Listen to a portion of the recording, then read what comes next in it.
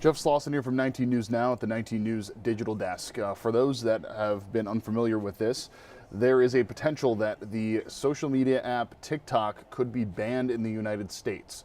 So this was something that's been discussed for years, essentially, and in particular more so when TikTok began to rise more in prominence in about 2020, 2021. The discussions were around national security. Now, the fear was that the Chinese-owned company that owns TikTok would be sharing people's information and keeping people's information in China, which very much so a problem for the intelligence community in the United States. Ultimately, a bill was formed rather quickly, I may add, and then ultimately we saw earlier this week a vote from the House that was passed. There is expected to be a vote in the Senate, and of course, it would have to go to the desk of the president, where President Biden has said that he would approve this. So, when the TikTok bill becomes TikTok law, what could we see?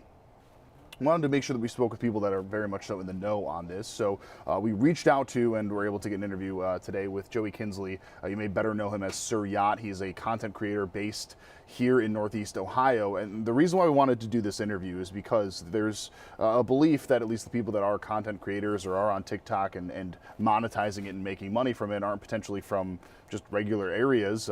And he's obviously from right here in Northeast Ohio. So wanted his perspective on this and about particularly what he would do if the app was banned. Pretty good interview. Let's take a listen. Joey, the first question I'm going to ask you here is just for anybody that's never watched any of your content, how would you explain what it is you do? How would you explain what you produce? It's such a good question. I'm I guess a social media content creator. So I do a lot of like challenge based content, some food stuff. One of the most recent things I've done is I ate nothing but the Costco hot dog meal for a week.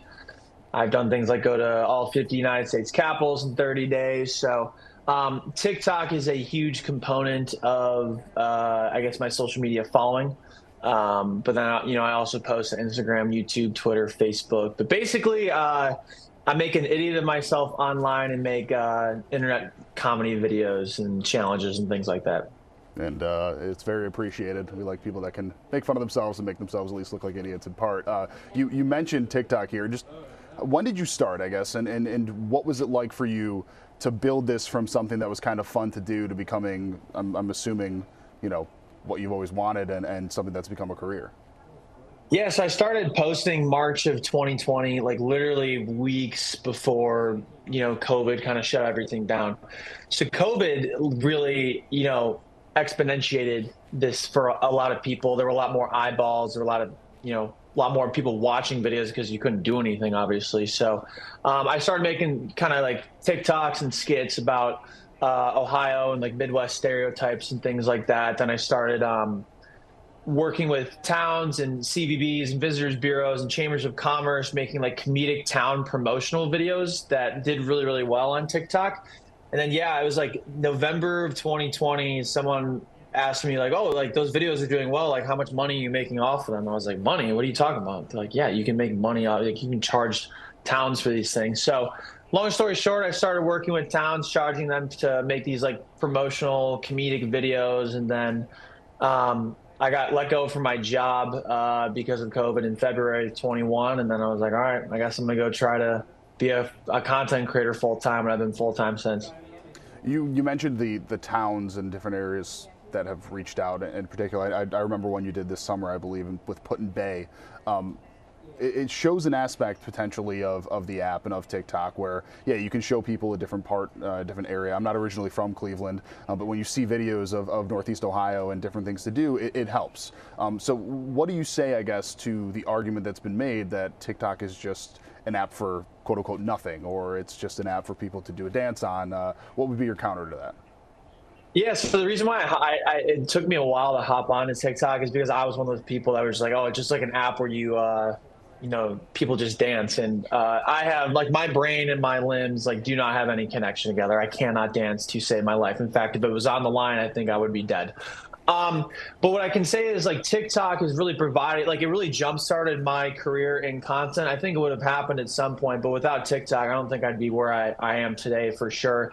Like, I mean, even people just, it's just like, it's a great way for exposure for like any, even like small businesses. I mean, anybody in our society today in 2024 can utilize TikTok to their advantage, and I truly believe that. But it's given a career to a lot of people like me, who maybe were thinking about doing something else, and then boom, TikTok comes along. So I'm incredibly appreciative of it. If it goes, it'll be a sad moment, but I guess I challenge all content creators, like whether or not the Senate passes this bill or not that the House passed to ban TikTok, to diversify, meaning post on Instagram, YouTube, Facebook, Twitter, and also like figure out how to make money outside of just the apps and TikTok, because you're on rented land. Like it's not, it's not our business. We're making content on like a different app. So I think I'm fortunate enough to be in a position where I don't have to rely on TikTok as much as I used to when I started.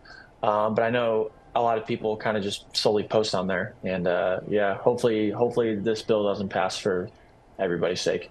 Yeah, what was your reaction? This has been talked about for a long time. I mean, I can remember multiple years ago when, during the pandemic in particular, when there was discussion of this. But what was your reaction when you heard that this not only was just being discussed, but there was a vote and it passed?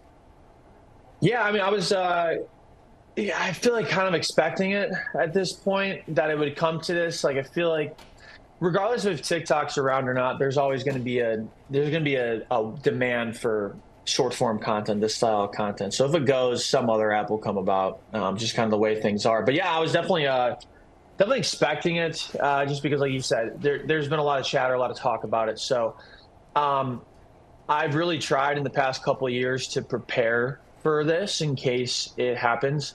And like I said, diversifying, posting everywhere, figuring out how I can, make a living outside of the realms of TikTok. The reason why we wanted to talk to people like you is you're obviously somebody that's from the area, from Northeast Ohio, and I think there is a misconception, whether it's valid or not, that most of the people that are posting are from LA, are from New York, are doing crazy things, are in Barbados doing, skydiving, whatever.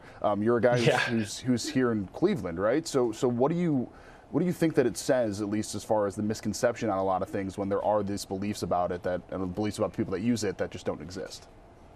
Yeah, it's like, it really is interesting because the typical influencer that you think of is out in Los Angeles having a kale smoothie, doing a TikTok dance and some Gymshark outfit or whatever. But, when I think of TikTok, I think of the man from, Cleveland, Ohio that started a career from nothing, or somebody from Powell, Ohio, or a rural town in Ohio that, just can post stuff, and anybody can do anything anywhere. I think that's what really happened during COVID. Like, you don't have to, the American dream, you don't have to go to LA, you don't have to go to New York, you don't have to go to Nashville to go make a career. You can do it in Cleveland, Ohio. And I think that is just like the coolest thing, that has been around with a lot of social media like YouTube and Instagram and other things, but TikTok in particular really lowered the barrier for a lot of people to do something like that. And I know it did for me, so I'm very appreciative of it for sure.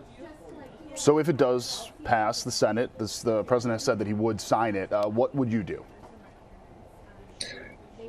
What would I do? I don't know. For me personally, it would kind of just be the same.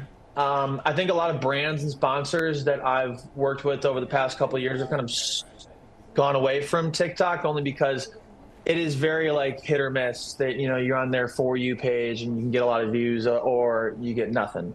And I found more consistency on other apps like Instagram, YouTube, Twitter, even Facebook. It would suck to, I have a little over 500,000 followers, I believe, on TikTok. It would be sad to, lose all of those. And, like I said, I have a content career because of TikTok. It's really, really cool. But there will be a demand for that type of content. So I'm sure something else will come up, and I'll be eager to join whatever platform that is. But I think I'm fortunate enough to be in a position where I don't have to rely on TikTok as much for kind of a career. It's more the other apps and ventures outside of it. Last question that I have for you. You've eaten hot dogs for a week straight at Costco. You only ate samples. I guess what's next? What can people be looking out for your next video, your next upload, whatever you're going to have? Yeah, the most recent thing I did was I ate Costco pizza for a week. I'm gonna take a break from eating challenges to, maybe live a little longer. But one thing I really want to do is I haven't told anybody this. I want to walk from Cleveland to Cincinnati. I'm gonna try to do it in a week. I've biked the state before from Cleveland to Cincinnati. I've done some other things, but I'm going to try to get my fitness on and walk from Cleveland to Cincinnati. I think I'll try to do it in a week. We'll see, sometime in the spring. But like I said, I'm going to take a break from eating myself to death. I've been doing that a lot this year. It's been going well, but in moderation. Well, it's Costco. I mean, it doesn't really matter. It's empty calories at that point, right? It's like when you have a yeah. It doesn't matter. Yeah, exactly. Bingo. Yeah, you nailed it. Except I go to Costco just to eat. Other people go to shop and spend $200. I go to eat and then I leave after. So you were the only Costco member actually saving money. So there's the difference. Oh yeah. I'm a loss leader for them for sure. If there were more people like me, they'd be out of business. There's no doubt. Hey man, you answered all my questions here. Is there anything that we didn't touch on that we should have that you were hoping would have gotten mentioned? No, I just I think it's a dark time for a lot of content creators. It created a ton of jobs for people that maybe were doing something that they weren't happy about, and maybe they feel stuck right now. They feel worried, and there's light at the end of the tunnel. If anything we know about Congress is they don't agree with each other and they don't like each other. So odds are the Senate doesn't pass this bill. But if they do, and then Biden passes it, it's not the end of the world. Stuff like this has happened. There was MySpace before Facebook, and then Twitter, and then YouTube, and all these things. Like, if you are good at making content on one platform, you are good at making it everywhere. I can promise you that. So I think to all the people out there that are worried about this, it's all good. I'm not too worried. Yeah, and obviously you being in a fortunate situation where it seems like you thought a little bit ahead on this. Yeah, that seems pretty smart. Yeah, this one of the only things where I think I can say I thought ahead on things. Usually it's quite spontaneous and or stupid. So I'll pat my back on that one, but everything else, not so much. So what's next for this? Well, past Congress, heads to the Senate, where there's a chance that it could pass. Does seem like there is a path. I think it's important to mention that the dissenting opinions on this, those that voted no on it in the House, were Democrats, or a majority of them were Democrats on that, and then ultimately would head to the president's desk. And again, President Biden has said that he would sign it if it does reach his desk. So still a little bit to go here, but for Capitol Hill, I mean, they usually move really slowly on a lot of things. It seems to be moving pretty quickly, so we will have to wait and see. But of course, if any updates happen, we will bring them to you both on air and online. For those of you that have been watching here, we'll have our news starting in about 6 minutes. So we'll see you over on Cleveland 19 and, of course, the CW. For now, I'm Jeff Slauson with 19 News. Have a great night. Much more to come, both on air and online. 19 News, now streaming on Samsung Smart TV. Search for Channel 1035.